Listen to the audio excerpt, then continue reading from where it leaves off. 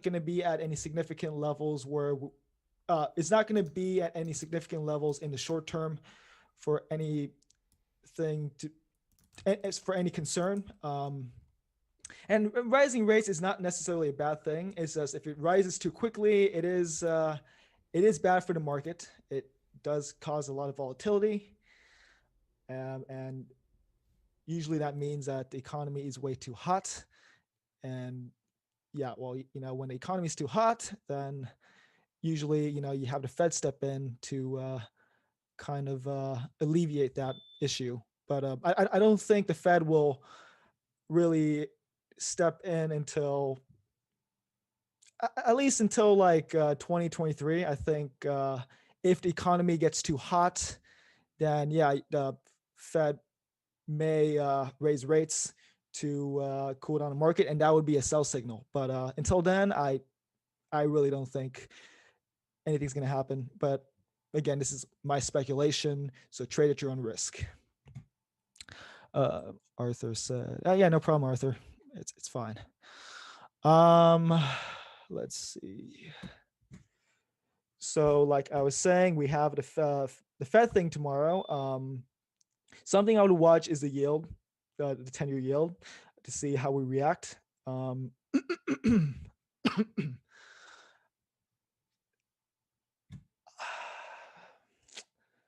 Yeah,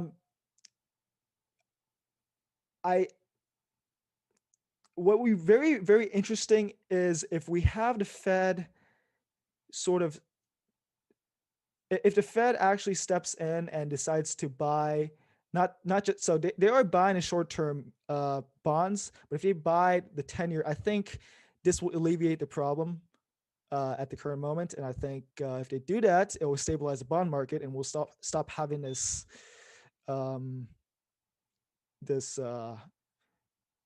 market volatility, so to speak. So yeah, going into tomorrow, looks like we are going to have an inside day. So this is today's range. So on S&P 500 futures, 3970.75 to 3942.50. That's the price range we had today in the New York session. It looks like an overnight session we're just chopping about, and most likely we're going to open in this range. So what this means is if we, really looking at the order flow, of course, because things could change.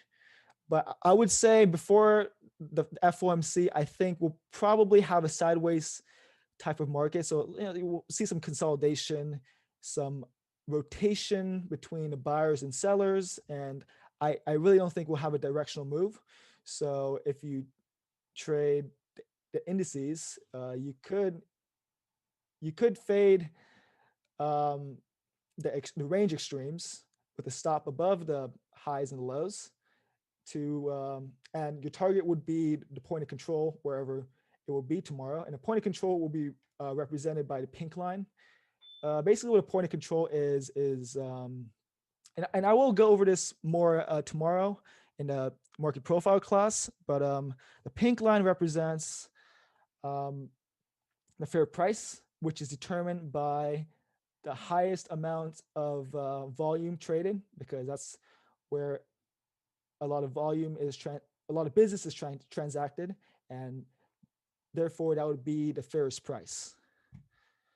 Yeah, so yeah, like I said, it's probably going to be sideways for the first few hours, and then once the Fed comes up and makes some statements, even if they they don't want, even if they don't intentionally try to cause any volatility and like anything, any little thing that they say and like the market or like algos or whatever here like don't like, you might see some volatility, so you might see some crazy moves. So like I said, be careful trading tomorrow. I will be flat in any day trades coming into the Fed FOMC, and I will be trading the Fed, which is, I don't recommend if you are a newer type of trader to trade a Fed, because you could see some crazy volatility. I believe the last Fed day, what was the last Fed day? Was it in February or was it? No, I believe it's.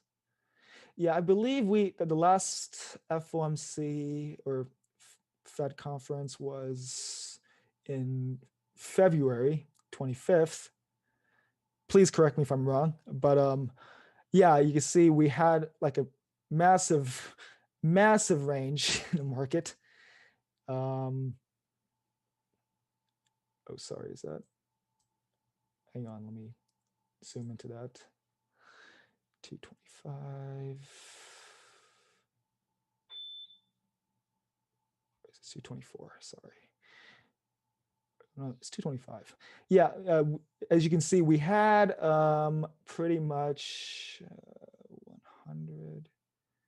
100 and yeah, like 113 point range.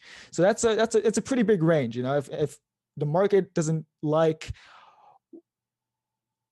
if people don't like what they hear, you might see some excuse to do some profit taking or some selling, and that would cause a lot of volatility. And you don't want to be caught in something like a big downtrend. So I urge you to exercise caution. Let's see. Yeah, so the broad market analysis, I think I am pretty bullish on the long term, medium to long term. It's hard to say in the short term, but as you can see, we had like a slight correction on S&P, more of a correction on the Nasdaq. The Nasdaq did correct about, I believe, 13%, but S&P we weren't really down so much because although like the tech stocks were being sold off like crazy, we had a money rotation into different sectors like the energy sector, the financial sector, and like airlines and travel. So really, it was just some money just switching over to a different sector. It wasn't really. It looked really ugly, and everyone thought the world was ending, but it wasn't really something that was actually bad. It's just general market cycles. But yeah, we had some selling in the S&P. Things got kind of ugly. But what's very interesting is that when we tested these lows on Thursday, March 4th, on the next, so this is the overnight session, so we don't count the overnight. The next New York session on Friday, we did try to test the lows, but we rejected it because you see the blue represents low volume areas. Let me zoom in real quick.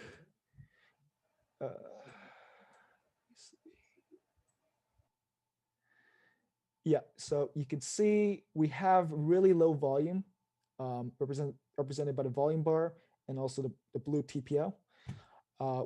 We didn't spend too much time down here, actually. We basically rejected it. And I think, in my speculation, probably we triggered some sort of buy response by some funds, and we probably had some funds step in at this price. And yeah, we didn't spend too much time here. Rejected it. The value area, so 70% of the volume is the value area, which could be seen as sort of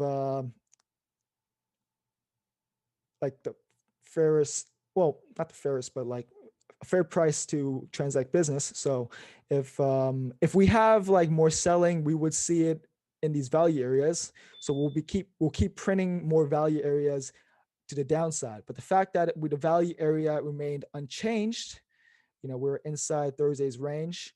So that showed that, okay, perhaps that the sellers lost momentum and the shorts will start having to cover.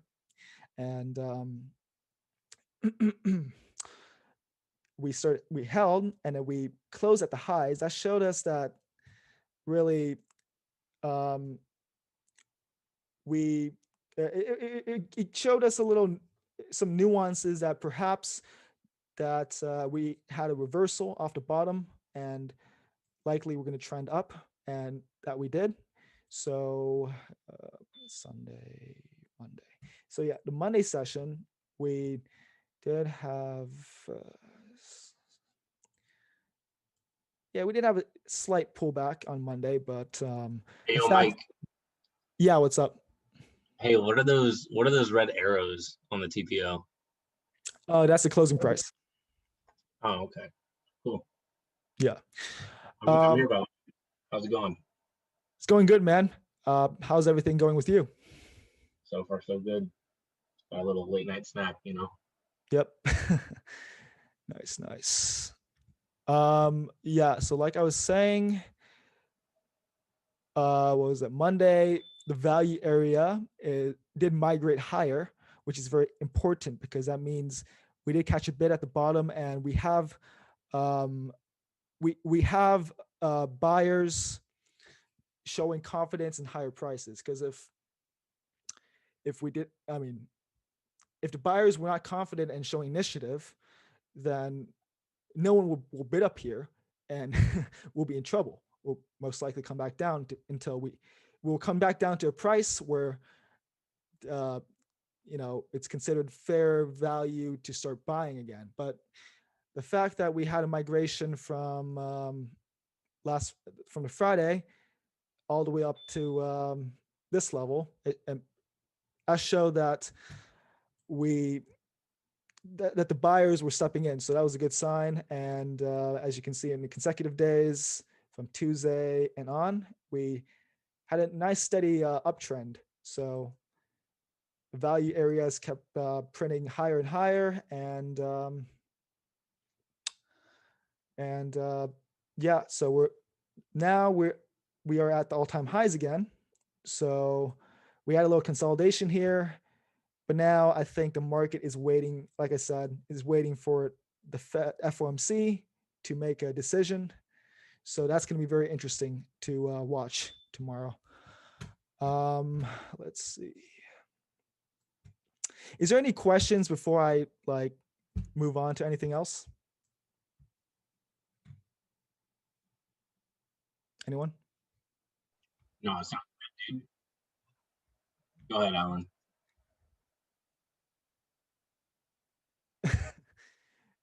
Thanks, man.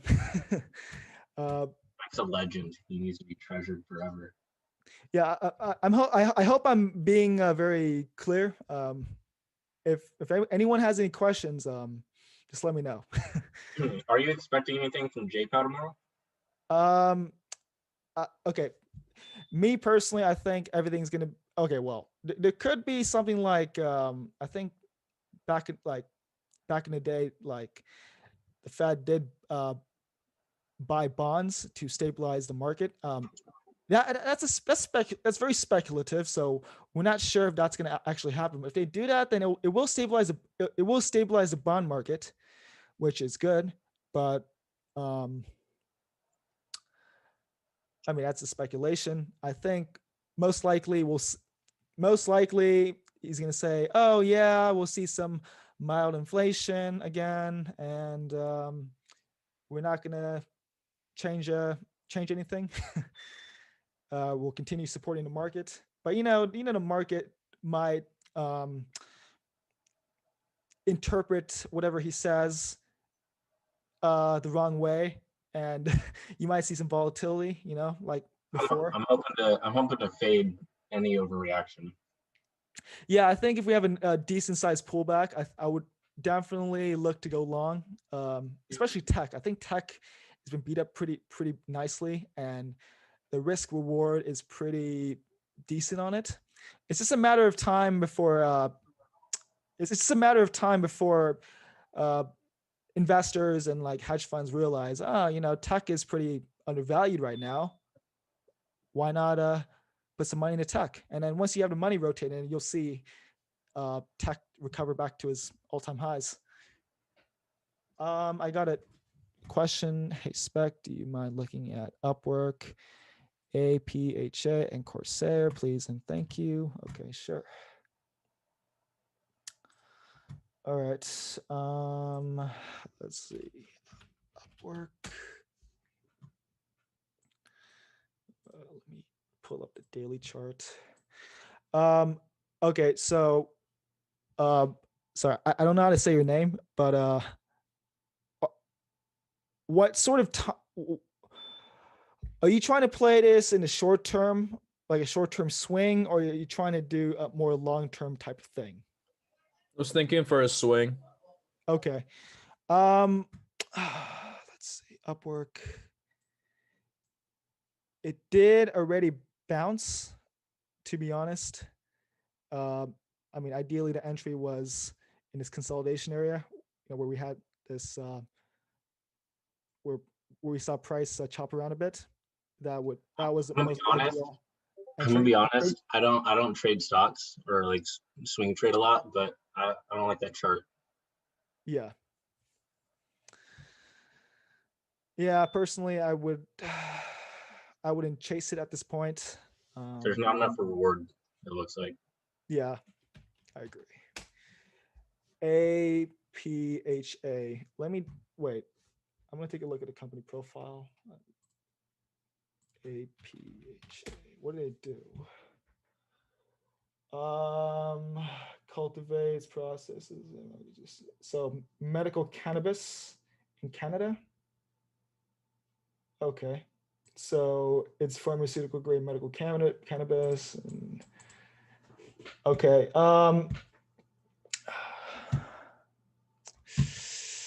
Personally,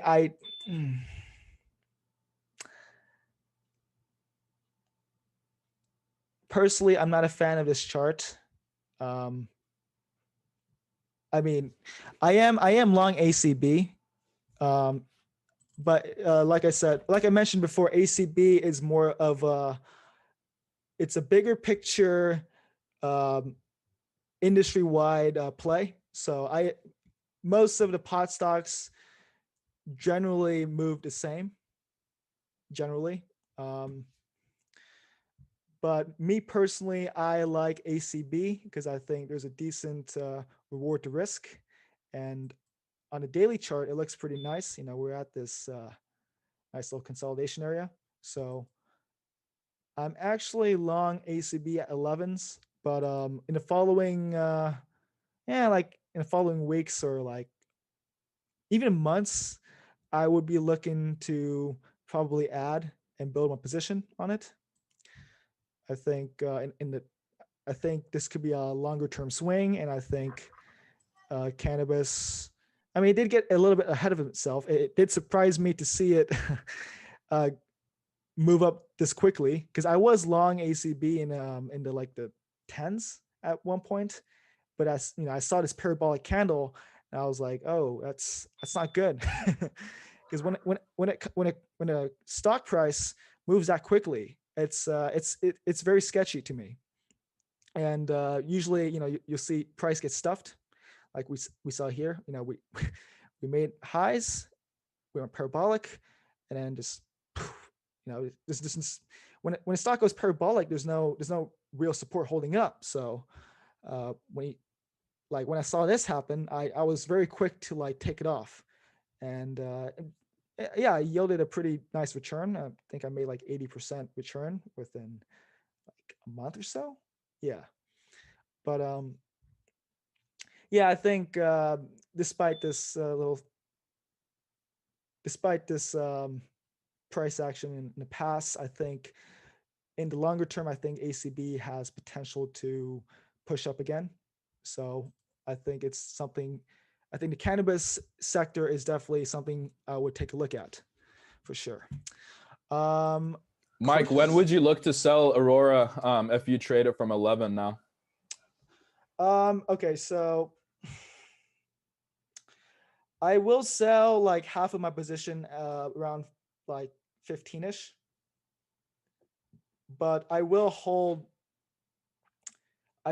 some for higher in case it wants to test the highs. I will need to watch the price action to determine whether or not I will hold to continuation, whether I'll hold through the highs or sell at the highs.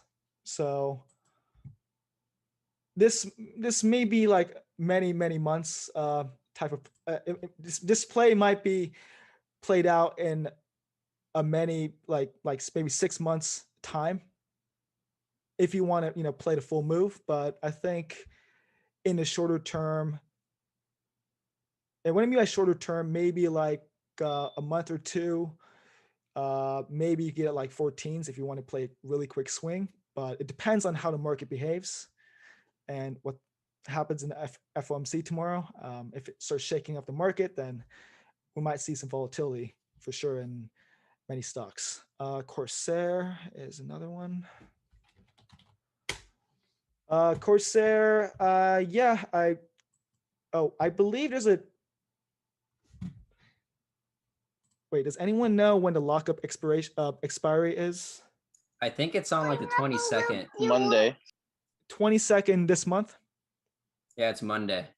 Okay, so personally, I would wait until the lockup expiration and then maybe wait a few days, because if we do have selling, then it will probably be heavy for a few days, and then that's when I would look to enter. But personally, I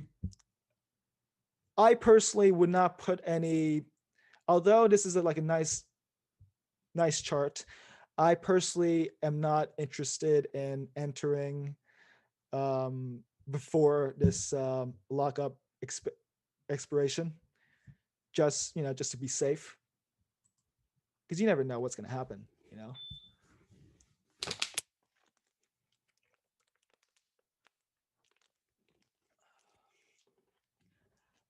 Yeah, so let me see.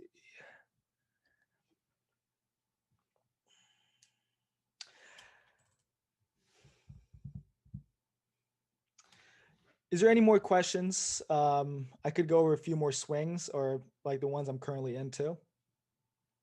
It's really up to you guys, I'm not going to do this too long. I think it's getting pretty late, so I could do like a bit more Q&A, and I could do a little bit more analysis on a few swings I'm in. Forward. Okay.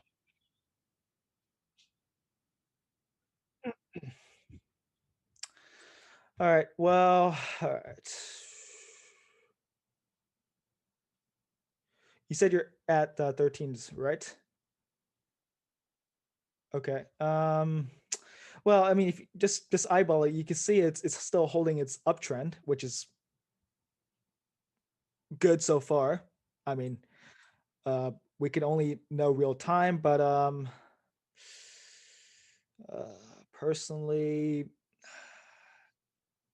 I'm gonna be honest with you. I think you did enter a little bit high.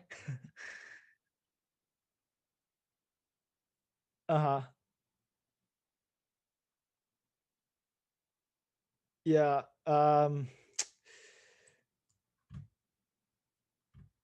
Yeah, to be honest, fact that it like kind of broke this consolidation area, I think I would have stopped out.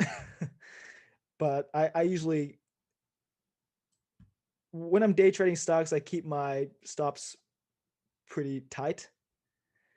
But I will tell you this: if the market behaves and everything goes well, then you should be fine. But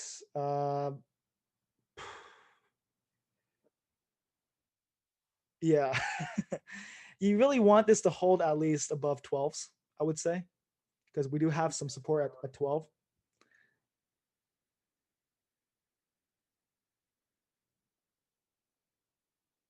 Right. It's really how much heat you're willing to take, to be honest.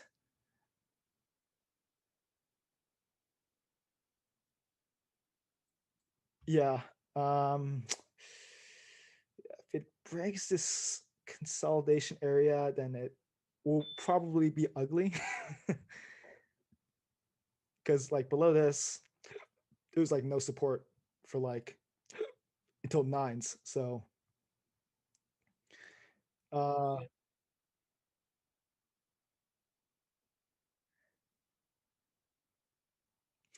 I would pay attention to the broader market. If the market overall pulls back, then you probably would want to stop out.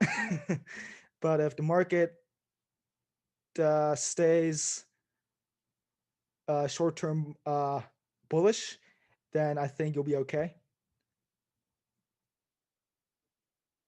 Yeah. Good luck.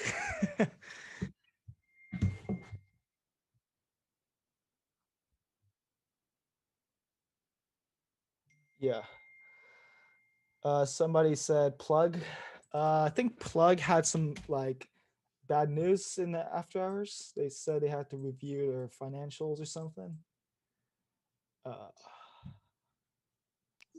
Yeah, like 3 years of financial issues that they have to rectify. Yeah.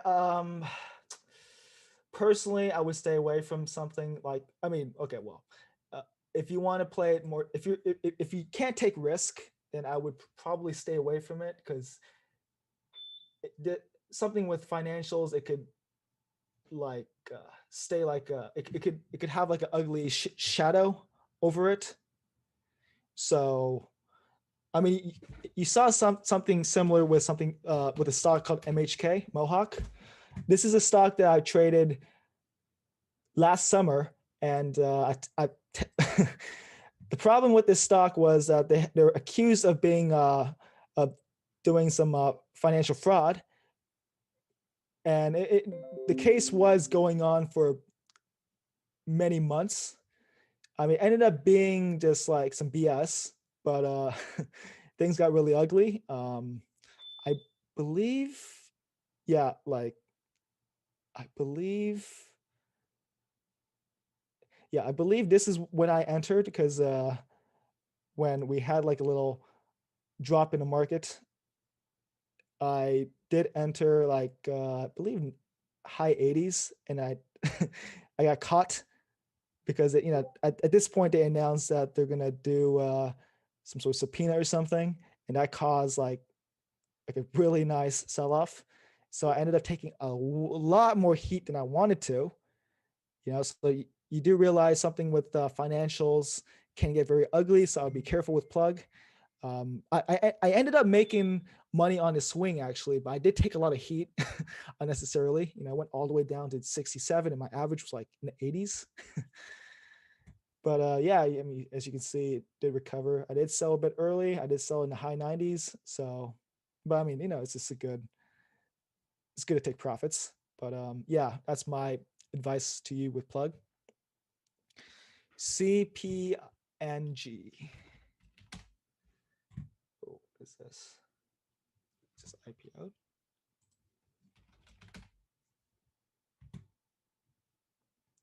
Well, stock has been pretty beat up. What do I do? It's e-commerce, South Korea.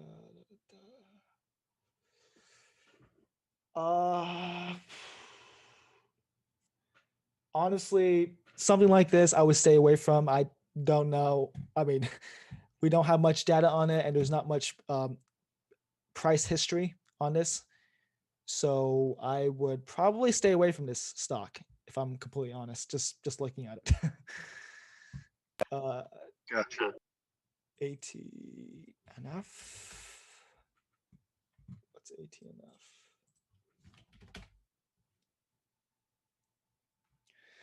ATNF is a biotech company. And it's a small cap. Okay, with biotech and it being a small cap, you got to be very, very careful. I don't recommend most people trading the biotech sector unless you really know the company. And I don't recommend trading small cap because it can be easily manipulated because this market cap is like 144 million. Literally anyone could, not anyone, but like it's very easy to just move the stock. You just need millions of dollars, and it's very easy to move. But something like like Apple or like a mid to large cap, which you need billions of dollars to even move the stock. So that's why I consider, that's why I stay away from small caps. Well, I don't stay away from it. I recommend staying away from it if you are not okay with the risk, because it's very easy to move a small cap. Oh, we're running out of time. I could always I could repost a Zoom link, but yeah, I don't like the daily chart. I think, well, okay, you could play a breakout if it does break out above this 7, but I would be very flexible with it. If it rejects, if it fails to hold above the 7, then you need to be quick to cut it off, because you could take a lot of heat, because your stop will be like where would your stop be, like below 3.5? That's a lot. That's a lot of risk with very little, with much less reward. Or like it's about like 1 to 1, but I prefer not to take that much heat, because you'll be down what,